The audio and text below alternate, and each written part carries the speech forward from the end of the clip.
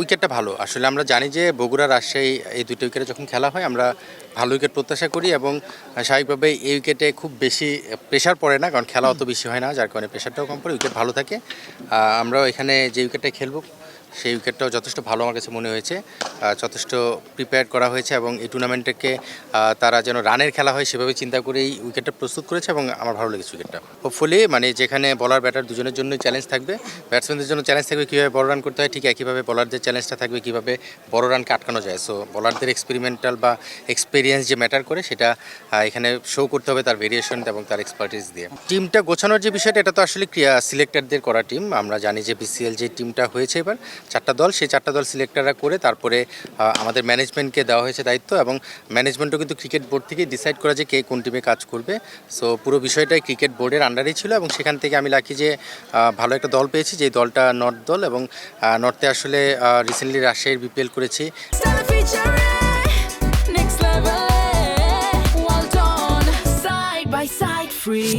সেখানে অনেকগুলো প্লেয়ার ছিল এই নর্থেরই এবং তারাই টিমেও রয়েছে। সো অল্প সময়ের মধ্যে যে জেলিং করার যে বিষয়টা, যা একটা টিম বন্ডিং তৈরি করার যে বিষয়টা, সেটা খুব সহজ হয়েছে। আমি দল পাওয়ার পরেই বেসিক্যালি একটা গ্রুপ করেছি, সেই গ্রুপের মাধ্যমে আমরা কমিউনিকেশন রেগুলার করছিলাম। আজকে হয়তো মাঠে আমরা সবাইকে একসঙ্গে দেখা যাচ্ছে, তারপর 2-1 প্লেয়ার আজকে ছুটি নিয়েছিল, অ্যাভেলেবেল নাই, বাট কালকে হয়তো ফুল টিমকে আমরা একসঙ্গে মাঠে পাবো। সোহানের একটু শরীরটা খারাপ ছিল, যার কারণে আজকে সোহান করেনি। তামিমের ক্ষেত্রেও তাই, রিশাদ তার পার্সোনাল কারণে একটু ছুটিতে, এবং আপনারা জানেন যে তাইজুল উমরাই গিয়েছিল, তাইজুল কালকে টিমের সঙ্গে জয়েন করবে। সো এই 4 জনকে আসলে মাঠে অ্যাক্টিভিটিসে দেখা যায়নি, বাট তারা টিমের সঙ্গেই আছে। জার্নিটা তো আসলে অনেকবারই শেয়ার করেছি, আলহামদুলিল্লাহ খুব ভালো জার্নি যাচ্ছে। এখনও কঠিন সময়টা খুব বেশি ফেস করতে হয়নি, ভালো সময়ের মধ্যে দিয়ে যাচ্ছে। বাট নিশ্চিতভাবেই প্লেয়ারদের যেমন ভালো খারাপ সময় আসে, আমি কোচ হিসেবেও সেটাও আসবে, বাট এখন পর্যন্ত সময়টা ভালোই যাচ্ছে। এবং এই দলটাও আপনি যদি দেখেন, আপনারা বলছেন যে অনেকটা ন্যাশনাল টিমের ছায়া, বাট বিষয়টা হচ্ছে যে নর্থের প্লেয়ার কিন্তু আপনি যদি দেখেন একমাত্র শেখ মাহেদী বাদে কিন্তু সবাই নর্থেরই প্লেয়ার, রাজশাহী রংপুরের প্লেয়ার। সো এটা আসলে কোনো কন্ট্রোলে নেই ছিল না যে ভালো টিম করা বা ন্যাশনাল টিম করা।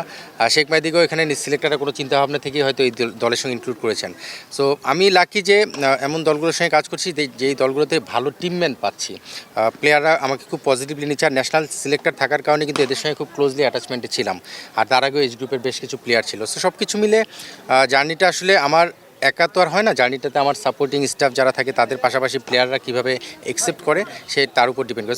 আলহামদুলিল্লাহ খুব ভালো যাচ্ছে এখন পর্যন্ত। প্রথম হচ্ছে শান্তর সঙ্গে ক্যাপ্টেন্সির যে বিষয়টা, এটা কিন্তু আপনার শান্ত যখন বাংলাদেশ টিমের 3 ফরম্যাটের ক্যাপ্টেন, তখন আমি ন্যাশনাল সিলেক্টর, তার সঙ্গে অনেকগুলো মিটিং অ্যাটেন্ড করেছি। আমি এটা অনেকবার বলেছি, তার আগেও মিনিস্টার রাজশাহী যখন হয়েছিল তখন শান্ত ক্যাপ্টেন ছিলাম, টিম ম্যানেজার টিম করার ক্ষেত্রে একটা ভূমিকা রেখেছিলাম, ক্যাপ্টেন্সি দেওয়ার ক্ষেত্রেও। তারপরে আবহানিতে করেছি, কোচিং এসে আবহানিতে তাকে পেয়েছি, বিপিএলে পেয়েছি, এবার আবার বিসিএলে পাচ্ছি। শান্তর সঙ্গে আমার আন্ডারস্ট্যান্ডিংটা খুব ভালো হয় এবং দুজনের সঙ্গে যেটা হয়, লজিক দিয়ে আমাদের বিষয়গুলো আমরা শেয়ার করে তারপরে টিম কম্বিনেশন বা টিমের বেটারমেন্টের জন্য যেটা দরকার সেটা করার চেষ্টা করি। লিটনের যে বিষয়টা, একটা প্লেয়ার যখন অফ ফর্মে থাকে তখন তাকে ফিরে আসার জন্য একটু সময় দিতে হয়। তো লিটন কিন্তু এখন রিসেন্টলি হোয়াইট বলে টি20 ফর্মেটটা ভালো শেপে রয়েছে।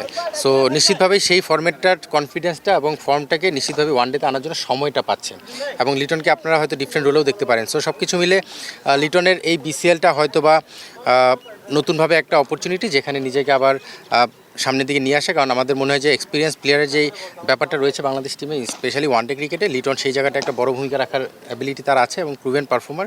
সো যা সময়ের ব্যাপার ছিল, একটা ব্রেকের পরে ওয়ানডেতে আবার ফিরেছে। আমি শিওর যে বিসিএলটা সে সেভাবে নিজেকে প্রমাণ করে হয়তো বা সিলেক্টরদের আবার নতুনভাবে চিন্তাভাবনায় ফেলবেন যে পাকিস্তান সিরিজে তাকে চিন্তা করা যায় কিনা।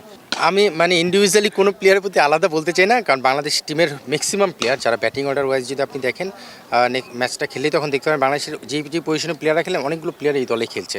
সো নিশ্চিতভাবেই তারা তাদের পাকিস্তান সিরিজের প্রিপারেশনের পাশাপাশি কিন্তু নিজের পারফরমেন্স কনফিডেন্সেরও ব্যাপার রয়েছে, ওয়ানডে অনেকদিন পরে খেলছে, সেটা পারফর্ম করার চেষ্টা করবে। পাশাপাশি কিছু প্লেয়ার দিকে নজর সবারই থাকে, কিছু প্লেয়ার থাকে যারা আসলে প্রমিজিং, যাদেরকে নিয়ে ফিউচার চিন্তা করা হচ্ছে, তাদের দিকেও নজর থাকবে।